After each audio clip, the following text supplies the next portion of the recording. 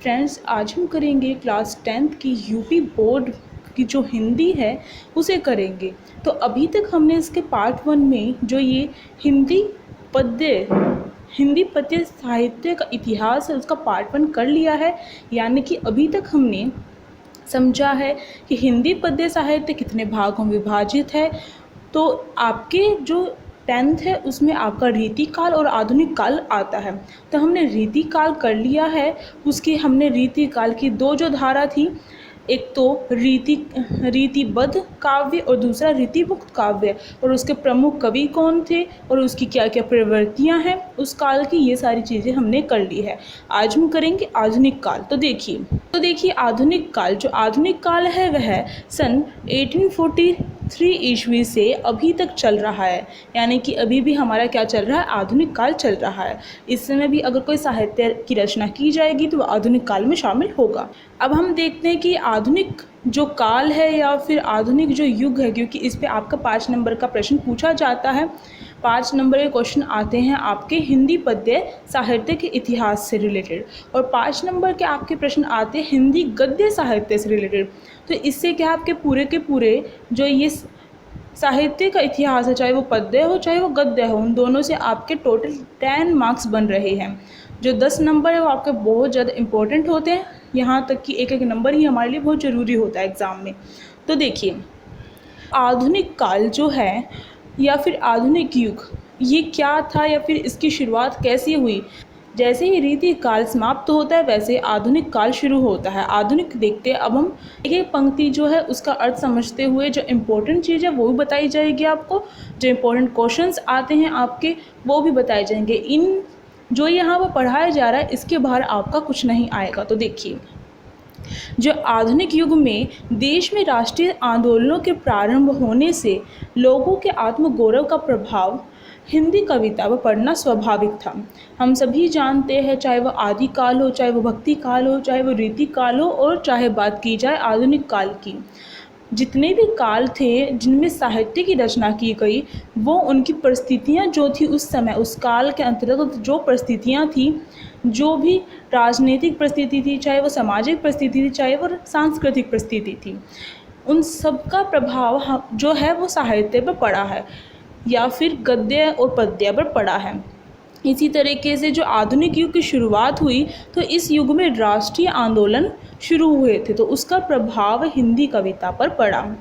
आगे देखिए, अतः देश हित, समाज सुधार, धर्म सुधार आदि नवीन विषयों पर कविताएं लिखी जाने लगी। तो इससे इसके प्रभाव के कारण क्या हुआ, देश के लिए सोचा जाने लगा। अभी तक क्या था, अभी तक केवल भक्ति के बारे में लिखा जा रहा था, राजाओं की प्रशंसा की जा रही थी, नायक नायिका का भेद किया जा रहा था। हमारा रीतिकाल में नायक नायिका का भेद, श्रृंगारपूर्ण रचनाएं की जा रही थी। तो अब क्या है, पहले समाज से दूर हटकर रचनाएं की जा रही थी। अब क्या है, अब समाज के लिए, देश के लिए सोचा जा रहा है, एक राष्ट्र भावना उत्पन्न हो रही है। तो जो देश हित है उसको ध्यान में रख के रचना की जा रही थी। दूसरा, समाज सुधार को ध्यान में रख कर रचना की जा रही थी। समाज में कुछ भी कुरीतियाँ थी उनको मद्देनज़र रख के रचनाएं की जा रही थी। इसी प्रकार से धर्म सुधार को लेकर रचनाएं, इन विषयों पर रचनाएं करनी शुरू कर दी गई थी। आगे देखिए जो पद्य है, पद्य यानी जिसमें कविताएं आती हैं, हमारी काव्य आता है जिसमें हमारा में नवीन वादों और नवीन शैलियों का प्रचलन हुआ और उन नवीन शैलियों में कविता रची जाने लगी। तो इसमें क्या हुआ कि नए जो विषय हैं उनको लेकर जो कविताएं हैं, चाहे नए विषय हो, नई शैली हो, उनके आधार पर जो कविताएं हैं वो रची जाने शुरू कर दी गई। क्योंकि ये आधुनिक युग था, इसमें जो विषय था वो भी आधुनिक युग का प्रभाव उसमें नज़र आता है, उसमें राष्ट्रीय आंदोलन का प्रभाव दिखाई देता है। आधुनिक काल, गद्य काल, नवीन विकास का काल, पुनर्जागरण काल आदि इस काल के प्रमुख नाम है। तो आपका पहला प्रश्न यहीं पर बनता है कि आधुनिक काल को और कौन कौन से नामों से जाना जाता है। तो देखिए आधुनिक काल, गद्य काल, नवीन विकास का काल और पुनर्जागरण काल, ये इसके प्रमुख नाम हैं। तो आपको इसके जो प्रमुख नाम हैं साथ साथ में नोट्स तैयार करते जाइए। आप लिखिए आधुनिक काल के अन्य नाम, तो आपको ये नाम लिख लेने हैं। इससे क्या होगा, अगर आप खुद नोट्स बनाएंगे तो आपको एग्ज़ाम के टाइम पर याद रहेगा कि आपने क्या लिखा था। और आपको खुद के, जब हम खुद के नोट्स बनाते हैं तो हमें क्या होता है, हमें हमारा जो माइंड है, जो हमारा माइंड लिखता है उसे बहुत जल्दी कैच करता है। तो आप क्या करेंगे, आधुनिक काल के अन्य नाम लिखकर इसके जो जितने भी और नाम हैं यहाँ पर दिए गए हैं वो सभी आप अपने नोट्स में लिखेंगे। आगे देखिए, फिर भी अगर कोई दिक्कत हो तो आप कमेंट बॉक्स में मुझसे पूछ सकते हैं। आगे देखिए, जो आधुनिक काल है वो कितने भागों में विभाजित है। 4 भागों में विभाजित है, भारतेंदु, द्विवेदी, छायावादी और नवीन कविता। उन्हें उनका हम एक एक करके उनके बारे में पढ़ेंगे कि उस काल की क्या विशेषता थी। जैसे कि भारतेंदु युग है पहला इसका। तो जो भारतेंदु युग है, इस भारतेंदु युग में किस प्रकार की रचनाएं की जा रही थी, इसके प्रमुख जो रचयिता थे वो कौन थे, कौन सी भाषा में लिखी जा रही थी, वो सारे चीज़ हम इसमें पढ़ेंगे। तो देखिए, जो भारतेंदु युग है वो भारतेंदु हरिश्चंद्र जो थे उनके नाम पर ये युग का नाम पड़ा है, क्योंकि जो भारतेंदु हरिश्चंद्र थे उनके द्वारा आधुनिक साहित्य का जन्म हुआ, यानी कि वो आधुनिक साहित्य के जन्मदाता भी कहलाते हैं। अब आगे देखिए, जो रीति काल में कवियों का नाता जनजीवन से टूट चुका था।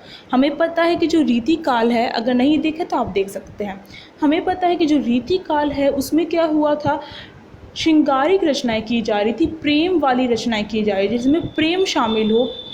तो उसमें जो जनजीवन है उसे बिल्कुल इग्नोर कर दिया गया था, जो जनजीवन है उसे नज़रअंदाज किया गया था और जनजीवन से दूर हटकर रचनाएं की जा रही थी। परंतु जो आधुनिक काल है उसका जैसे ही आगमन होता है वैसे ही जो जनभावना है वो भी क्या होती है, कवियों की रचनाओं में क्या होती है, शामिल हो जाती है, तो जनभावना होती है। यही चीज़ यहाँ पे बताई गई है। आगे देखिए, इस युग में खड़ी बोली गद्य की भाषा तो बन चुकी थी। इस युग में जो गद्य लिखे जा रहे थे, जैसे कहानियाँ लिखी जा रही थी, उपन्यास लिखे जा रहे थे, नाटक लिखे जा रहे थे, इस तरीके के जो गद्य लिखे जा रहे थे उनमें खड़ी बोली का प्रयोग होना शुरू हो गया था। परंतु जो काव्य रचना की जा रही थी, काव्य के क्षेत्र में क्या है, अभी ब्रज भाषा ही थी वही प्रधान थी, क्योंकि जो ब्रज भाषा है वो रीति काल की एक विशेष प्रवृत्ति रही है कि रीति काल में ब्रज भाषा क्या हुई है, विकसित हुई है, ब्रज भाषा की प्रधानता रही है। तो अभी भी जो काव्य हैं वो किस में लिखे जा रहे हैं, ब्रज भाषा में। भारतेंदु युग की बात है, आपको याद रखना है, भारतेंदु युग में ब्रज जो भाषा है वही प्रधान रही। गद्य में तो खड़ी बोली आ गई थी परंतु काव्य में केवल ब्रज भाषा ही रही। आगे देखिए, काव्य विषय की दृष्टि से भी नवीनता आई। जो काव्य में जो विषय ले जा रहे थे, किस विषय पर कविताएं लिखी जा रही थी, जो विषय थे उनमें भी नवीनता आई, क्योंकि अब वह जनजीवन से जुड़ी हुई कविताएं लिखते थे। गद्य के क्षेत्र में जहाँ नाटक, उपन्यास, कहानी, निबंध और आलोचना आदि का विकास हुआ, वहाँ काव्य के क्षेत्र में भारतीय संस्कृति प्रेम, स्वदेश प्रेम, समाज सुधार, प्रकृति चित्रण आदि विषयों का समावेश हुआ। तो आपको याद रखना है कि काव्य के क्षेत्र में कौन कौन से जो विषय थे वो प्रमुख थे, वो हमारे विषय ये रहे। ये सारे हमारे विषय संस्कृति प्रेम पर लिखा जा रहा था, भारतीय संस्कृति प्रेम पर लिखा जा रहा था, स्वदेश प्रेम पर लिखा जा रहा था, मतलब कि स्वदेश अपने देश से प्रेम वाली जो भावना है वो कविताओं में शामिल हो रही थी, समाज सुधार के लिए लिखा जा रहा था और प्रकृति चित्रण किया जा रहा था।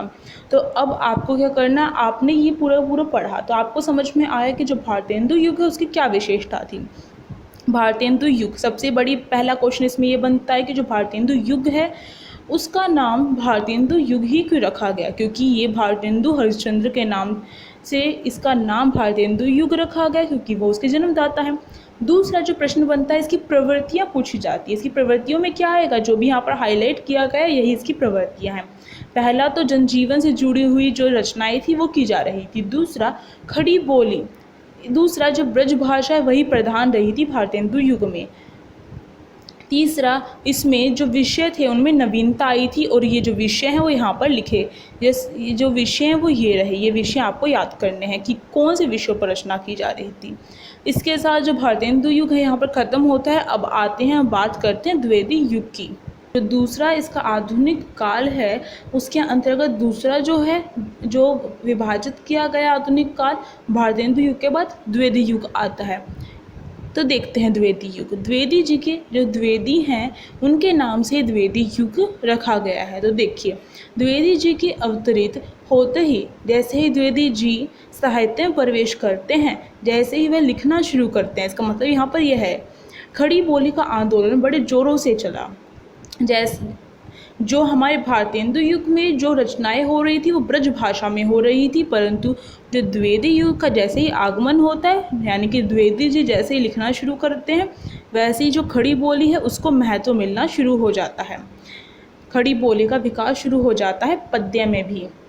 द्विवेदी जी से प्रेरणा पाकर अनेक तरुण कवियों ने खड़ी बोली में काव्य रचना आरंभ की। तो यही बात है कि और भी जो कवि हैं वो द्विवेदी जी से प्रेरित हुए और खड़ी बोली में लिखना शुरू किया। श्रीधर पाठक, मैथिली शरण गुप्त, अयोध्या सिंह उपाध्याय, हरिओद, मुकुटधर पांड्य, लोचन प्रसाद पांड्य, राम नरेश त्रिपाठी, रामचरित उपाध्याय आदि कवियों ने खड़ी बोली में काव्य रचना की। यानी कि जो द्विवेदी युग के अंतर्गत जो द्विवेदी तो थे ही, जो क्या करते थे, रचना करते थे, उनके नाम से द्विवेदी युग आया है। और जो अन्य पाठक थे और जो अन्य कवि थे जो इस युग में प्रसिद्ध कवि थे वो यहाँ पर दिए गए हैं। ये यहाँ पर ये बताए गए हैं, आपको इसको देख लेना है और इनमें से किसी न किसी 4-5 जो कवि हैं उनके नाम याद कर लेने हैं। तो आपको इनके कवियों के नाम याद करने हैं। आपसे पूछा जा सकता है कि रामचरित उपाध्याय कौन से युग के कवि थे, कौन से काल के थे, तो आपको बताना पड़ेगा। तो आपको इनके सारे नाम याद करने होंगे। आगे देखिए, मैथिली शरण गुप्त ने अब बता रखी है जो प्रमुख रचनाएं हुई थी इसमें। मैं यहाँ पे ज़्यादा हो गया हाईलाइट, इसे हटा देती हूँ। तो जो मैथिली शरण गुप्त है उन्होंने क्या लिखा था, साकेत लिखा था।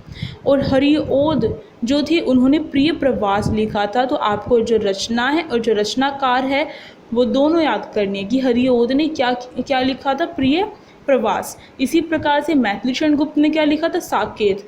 और जो मैथिली शरण गुप्त है, हरिओद है, वो कौन से युग के कवि है, वो है द्विवेदी युग के कवि। तो ये चीज़ें आपको याद रखनी है। आगे देखिए, क्योंकि यहाँ पर इन दो जो रचनाकार हैं उनके बारे में क्यों बताया, क्योंकि ये इस काल के प्रसिद्ध रचनाकार कहलाए गए। गुप्त जी यानी कि मैथिली शरण गुप्त ने अनेक खंड काव्यों की रचना की। इस युग की कविता इतिवृत्तात्मक एवं वर्ण प्रधान थी। खड़ी बोली को समृद्ध और गतिशील बनाने का बहुत कुछ श्रेय आचार्य द्विवेदी को ही जाता है और इसी कारण इस युग का नाम द्विवेदी युग पड़ा। तो यहाँ पर आपको बताया गया है कि इस युग में तो यहाँ पर रीज़न बताया गया है कि इस युग का नाम जो है वो द्विवेदी युग ही क्यों रखा गया, क्योंकि द्विवेदी जी ने क्या किया, खड़ी बोली पर जोर दिया। उसकी खड़ी बोली को समृद्ध बनाने में, उसको विकसित करने में द्विवेदी जी हैं उनका ही बड़ा हाथ रहा। इस कारण भी जो ये युग है इसे द्विवेदी युग के नाम से जाना जाता है। तो इसमें जो मुख्य बातें हैं वो आपको जो हाईलाइट किए गई हैं वही यहाँ पर मुख्य बातें हैं और इन्हें आप ध्यान रखिए। इस काल की प्रवृत्ति सबसे बड़ी यही रही है कि इस युग की, द्विवेदी युग की प्रवृत्ति यही रही है कि इसमें खड़ी बोली का प्रयोग किया गया है। आगे देखिए, अगला है हमारा छायावादी युग। तो जो छायावादी युग है उसमें आपको कुछ बातें ध्यान रखनी होंगी। तो देखिए, जो द्विवेदी युग था उसके बाद सीधे छायावाद का उदय होता है, यानी छायावाद युग का आगमन होता है। ऐसा लगता है मानो विदेशी शासन के अत्याचारों, नैतिकता की कठोरता से जकड़े हुए नियमों तथा आर्थिक कष्टों से उत्पन्न कवियों का विक्षोभ और असंतोष वर्तमान से दूर किसी काल्पनिक संसार में जाने के लिए मचल उठा। छायावाद जो युग है उसमें प्रकृति चित्रण जो है वो प्रमुख रहा था। तो जो कवि हुए इस छायावादी युग में, जो कवि थे जिन्होंने रचनाएं की, वो किस तरीके से थे, उनका जो मन था वो कैसा हो गया था, विदेशी शासन के जो अत्याचार हैं उन्हें देखते हुए, जो नैतिकता फैली हुई है इस संसार में, इसे देखते हुए उनका जो मन था इन सारी चीज़ों से ऊब चुका था, थक चुका था इन सारी चीज़ों को देखते हुए। अब क्या हुआ, क्योंकि जो ऊपरी दो थे उसमें यही चीज़ थी, जनजीवन की जो चीज़ें थी वो दिखाई गई थी। तो इन सारी चीज़ों से जो कवि थे उनका मन थक चुका था। अब उन्होंने क्या किया, अब वह काल्पनिक संसार में जाने के लिए मचल गए। यहाँ पर जो लिखा है काल्पनिक संसार में जाने के लिए मचल गए, इसका अर्थ है कि वह अब काल्पनिक रचनाएं करने लगे। जो कल्पना होती है, जो कल्पना दृष्टि होती है, उससे रचनाएं करनी शुरू कर दी गई छायावादी युग में। वास्तव में छायावादी काव्य द्विवेदी युग की इतिवृत्तात्मकता की प्रतिक्रिया थी। इतिवृत्तात्मकता का मतलब होता है कोई घटना या फिर कहानी को लेकर लिखा जाना की प्रतिक्रिया थे। इसका मतलब है कि कोई भी प्रसंग है, पुराना इतिहास में कोई प्रसंग है, उसके आधार पर लिखा जाना, ये चीज़ द्विवेदी युग में अपनानी शुरू कर दी गई थी, जिसे छायावादी जो कवि थे उन्होंने अपनाया। और छायावादी जो कवि है उसके 4 स्तंभ बताए जाए। छायावाद जो है उसके 4 स्तंभ बताए जाते हैं। स्तंभ मतलब 4 प्रमुख कवि। छायावादी युग है उसके 4 प्रमुख स्तंभ पूछे जाते हैं, यानी कि 4 प्रसिद्ध जो कवि रहे हैं उसे इस छायावादी युग के प्रमुख स्तंभ कहा गया है। तो वो 4 जो यहाँ पर हाईलाइट किया हुआ है, एक तो प्रसाद यानी कि जयशंकर जो प्रसाद हैं वो, पंत, तीसरा निराला और चौथा महादेवी वर्मा। तो ये क्या थे, 4 प्रमुख स्तंभ थे। आपको इनके नाम याद रखना है, ये इसका मोस्ट इम्पोर्टेंट क्वेश्चन बनता है यहाँ से। अगला देखिए, अगला जो पैराग्राफ है इसमें किस तरीके की जो रचनाएं थी वो की जा रही थी उसके बारे में बताया हुआ है।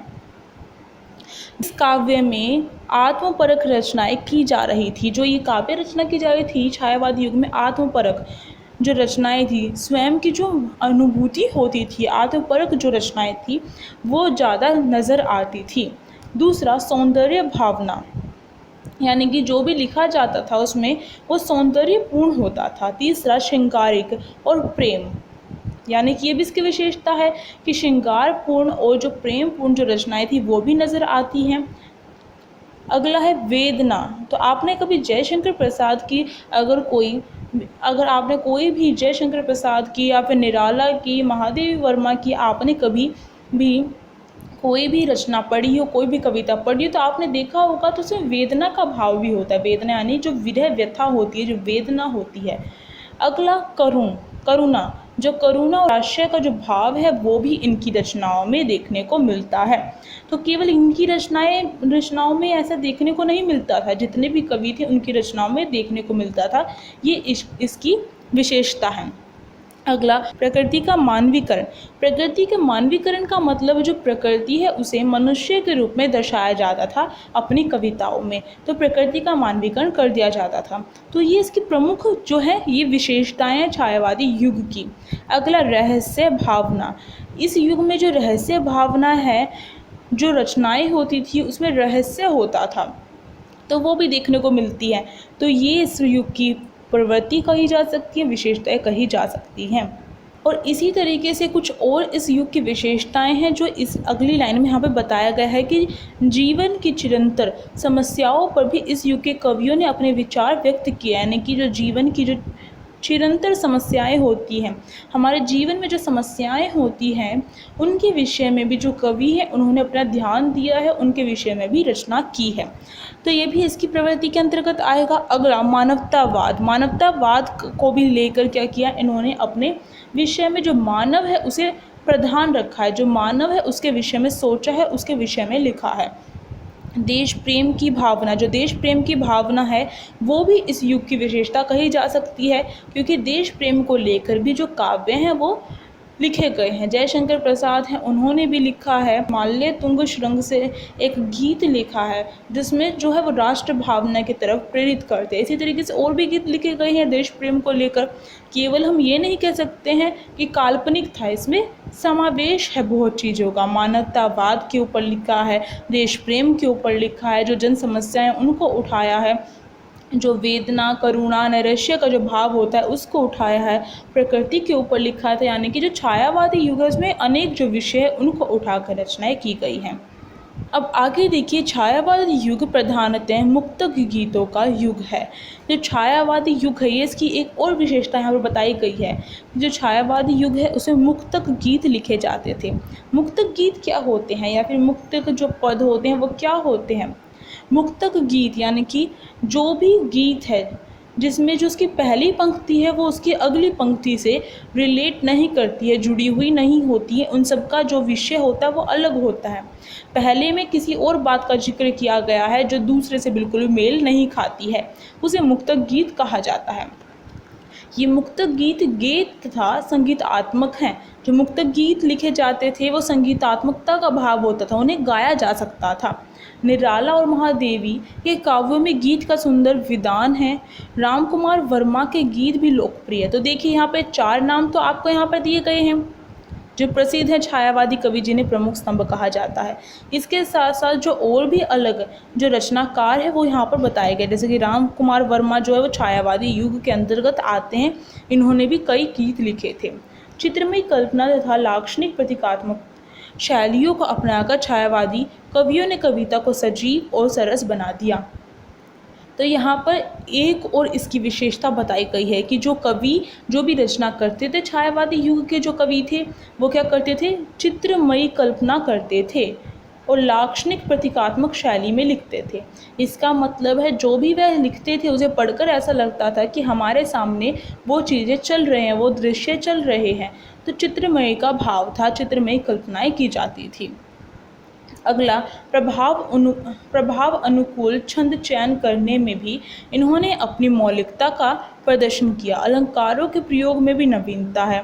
मानवीकरण तथा विश्लेषण, तो यह जो यहाँ पर बताया जा रहा है वो यहाँ पर इन्होंने ऊपर बता दिया कि किन चीज़ों का प्रयोग किया है, किस विषय में लिखा गया है। तो आपको इसमें छायावादी युग में जो बात ध्यान रखनी है वो यही रखनी है, प्रमुख स्तंभ कौन से हैं उनके 4, तो वो है प्रसाद, पंत, निराला और महादेवी।